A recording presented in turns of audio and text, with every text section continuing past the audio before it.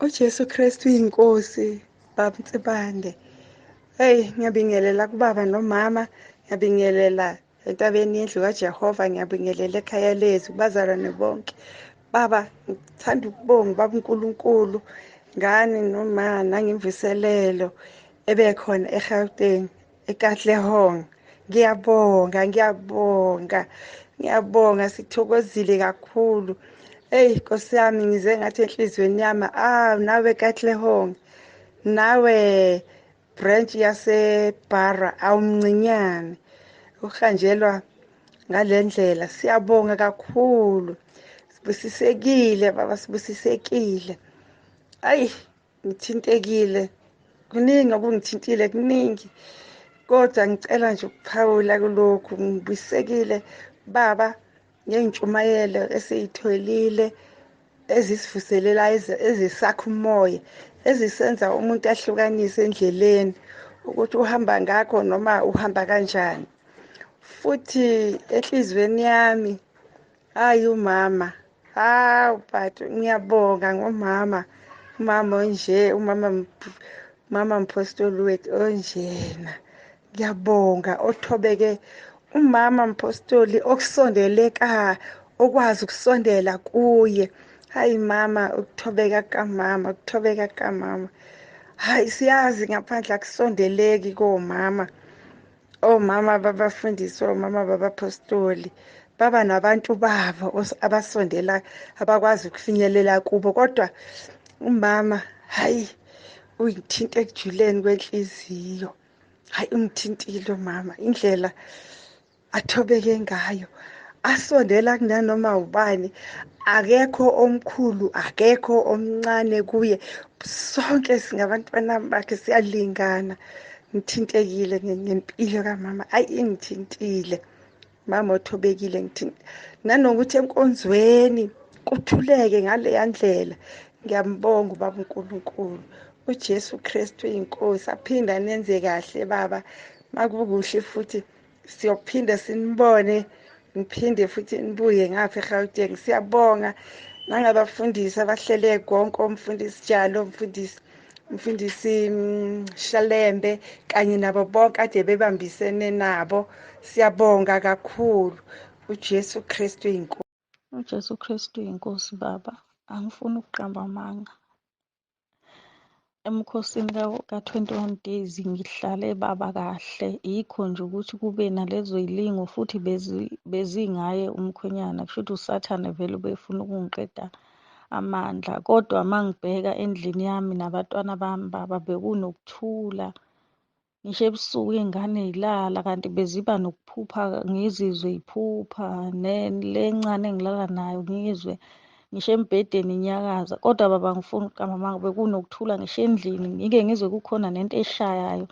Kodwa ilokhu ngaqala 21 days bekunokuthula nje, ngilala ubuthongo. Kuthe ngosuku luka-21 ngizophuma namhlanje ngoba ngiphuma nje. Angifuni ukuqamba baba, amanga baba, ngike ngaba ne-stress enhlizweni yami. Kwabe ngathi ngizizwe ngathi ngiyasuka kwelinye izwe bengihleli kulona elinobumnandi. Ngisho imali mina baba bengingasayiphathi ngesandla, ngisathi ngithi ngiphethe imali, ngiyabona imali ayisekho. Ingane ivele ngigulelwe ingane, imali ngithi ngiyifihlile endlini. Gula ingane, ngithathe imali ngesikhathi ngihambe. Nje bekungekho ukuthula baba. Kodwa nje lokhu ngingene ku-21 days, angifuni ukuqamba amanga. uNkulunkulu ngimbonile, ngeke ngize ngiyeke ukungena, ngizoqhubeka nje ngilokhu ngingena emkhosini, ngilokhu ngingena nje emkhosini nginxusa uNkulunkulu. Vele iy'lingo ziba khona vele uma usemkhosini, noma nje uma uwumuntu okhulekayo, isikhathi esiningi vele iy'lingo ziba khona, ayiphuthi. Kodwa nje amandla kaNkulunkulu ngeke ngiqambe amanga, ngiwabonile mina empilweni yami nje, indlela okwenzeke ngakhona. Bekunokuthula baba, njengoba ngisho nje, besingalali ney'ngane zami zithuka ngisho ebusuku, zinamaphupho amabi. Ngibona kwamina nginanamaphupho nje amabi, kodwa nje bekunokuthula nje. Bekunokuthula, bekuba yilokho bese ngikhuleka lo mkhuleko kwamaphupho. Ngiyambonga kakhulu mina uNkulunkulu baba empilweni yami. uJesu Kristu inkosi. uKristu inkosi. Ekuseni ngiyabingelela kubaba umpostoli nomama umpostoli egameni kaJesu Kristu waseNazaretha, kubazalwane basekhaya lezwi nakubazalwane basentabeni kaJehova kuyabonelela. Ngicela ukudlulisa nje nabo ubufakazi bokubonga amandla kaNkulunkulu. Sisemkhosini ka-10 days ngomhla ka-19 ngathi ngibuye emsebenzini ngokora 5 ngafica umfana wami esebuyile esikoleni. Uma ngithi ngiyavula umnyango ungavuleki kanti ushiye isikhiye ngaphakathi. Ngize ngimfonele ngithi-ke ngicela ngivulele. Ngimbone seqhamuka ngasemuva. Uma eqhamuka ngasemuva kwenhlathi mama wozobona. Ngifice ngemuva iy'gebengu zingenile ziqhaqhe i-sliding door zasibeka eceleni zagquzula ibhatla bangena ngaphakathi endlini. Ngibonga ukuthi nje wavikeleka naye, kusho ukuthi bangena emini singekho, mina ngisemsebenzini yena esesikoleni. Kepha bathatha nje iy'mpahla zakhe zokugqoka kwakuyi-ironing nje ayiphezu kombhede. Bathatha nokudla-ke, i-iPad nefoni yakhe nje eyayisindala isayolungiswa. Namathuluzi-ke ngoba baqala bangena egaraji bathatha amathuluzi wonke awesengadini. Ngibonga nje ukuthi ngivikeleke. Ngakhumbula nje amazwi kababa ukuthi masisemkhosini iy'lingo ziba yiningi.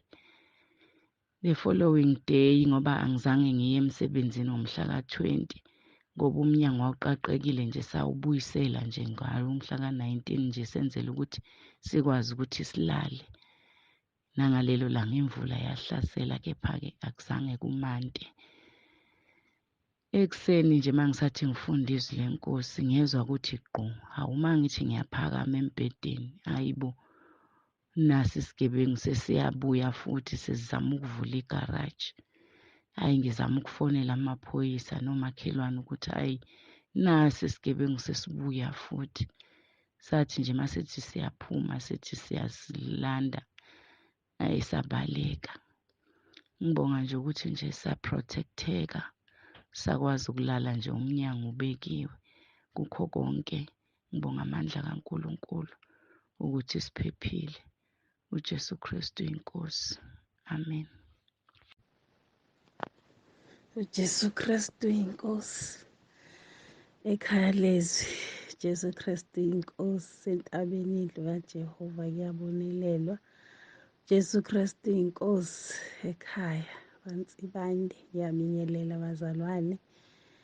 Hawu Nkosi, siyabonga kakhulu ukondliwa kangaka. Impela nje izwi lenkosi lithi elikhuluma ngendlala yezwi. Ayi cha, ixoshiwe indlala. Siyaphila Nkosi yami, siyabonga Dokotela Nsibande. Ayi udokotela wezwi. Inhliziyo iyajova ngempela ngizwe. Kuphuma inyembezi. Awu uNkulunkulu, umkhuleko nje owenze baba. Uncoma uNkulunkulu kuyi-3 days fasting yokubonga inkonzo zephasika. Nkosi, siyabonga baba, siyabonga kakhulu. Ayisekho indlala yezwi. Khumbula ngo-2018, 19, 20 umuntu bese umile nje uzizwa ukuthi hawu, hayi siyabonga nje ukondleka. Cela uNkulunkulu esihambise kahle ngoba impela hayi siyakuzwa ukuba seduzane. Noma ngihamba phela ngiyawulizwa izwi liyinkanyiso endleleni yami. Siyabonga baba. uNkulunkulu akwandisele ukukholwa, asandisele sonke ngoba sesikholela ukufika. Jesu Kristu inkosi, ngiyabonga. uJesu Kristu uyinkosi babe. Ngiyabingelela babe kwenamakhe nabazalwane bonke. Ngithi uJesu Kristu uyinkosi. Namhla ngiyinkosi yeNkhadimulo bengitshengisa ngaRomans 10 verses 9. Bengisephusheni babe. Lapho ushendo andwami bekangumuntu bekaphathekile. Kungumuntu bese kude lithemba vele ubona ukuthi hey utawuhamba emhlabeni. ngisehleti naye babe kube nelivi lelithi utawukufa lo muntu, ingadi yakhe itawubhuta kuwe, akukamtsheli lutho ngami. Lithi khanze babe ngifuna lo Romans 10:9 lacingweni, bese ngiyaya kuye ngithi kunanayi umthandazo lengifuna ukuthi siwulalele sinawe, nawutawukhona kulalela singawulalela, kepha ngidawucela ukuthi uguce, ngidawucela futhi ukuthi asakhulumile babe bese somva kwakhe-ke soyasho emva kwakhe khona la kutawufika khona bese uyasho emva kwakhe, bese uyasho-ke emva kwakhe naye. Nakacedza-ke bese uyadithandazela-ke wena ngendlela utawudithandazela ngayo. Nangisho njalo babe siguceke phasi sinaye silalele sithi sisalalela lamkhathini abese kuba ngumuntu nje nalothi mina sengiphethe ngumchamo sengifuna kuyochama ive buhlungu babe mina hawu akamthathi serious uNkulunkulu ahambe asinakahamba ngiphelele nje injabulo ngive buhlungu bese ngithi mina ke akusiwonke umuntu vele lodalelwe ekhaya ezulwini. Lona nje nalento takhe atitshengisa ukuthi udaleleke ekhaya ezulwini. Kube lamavi lawa lokwawo wakhuluma babe ukuthi yebo siyamthanda uNkulunkulu, siyamfuna uNkulunkulu, kodwa kukhona lebadalelwe ukuthi vele abayofika ifinyelele ekhaya ezulwini. Kube naloko kimi babe. Bese ngiyavuka babe. Bese ngivuka nako ngabane ukuthi banifuna basathumela lo Romans 10:9. Ngive nje bapheka usho ukuthi ngithumele ababachazele bantu ngaye. Akangabamba umfusimo ngekusobona ukuthi umfu uyagula nje. Suyagijimisa Romans 10:9 wakwakhuluma nawe babe lokho. Abacondzisise bantu bomgcoko aba Romans 10:9. Ngiyambonga nje uNkulunkulu akangiphanga lokho ukuthi ufuna kangihlathi ngiyagula nje ngimforwardele Romans 10:9 ngimforwardele. Akangiphanga lokho. Ngithi khanze ngimtshela umfu uqala ngaNkulunkulu bese ke ngiyambuda-ke ukuthi nemkhuleko lengafisa ukukusendela wona nakangitshela nje hayi vele usendleleni yini nasimakathi bese ngisenze okay ke bese ngiyasenda uJesu Kristu inkosi. uJesu Kristu inkosi baba, ngiyabonga nemkhuleko lwangisendela wona baba. Izolo nje ntambama bengiphethwe intamo, ngavele ngakhuleka lo mkhuleko baba ngoba seRoma 10:9. Ngase ngilandele emva kwakho baba njengoba uhlale usho ukuthi silandele. Kuse baba ngase ngiyalala, akuse leyo peni iphelile baba. Ngiyambonga kakhulu uNkulunkulu, ngiyambonga lwangihlanganisani ibandla lasekhaya leswi. Ngiyabonga kakhulu baba. Jesu Kristu inkosi, amen.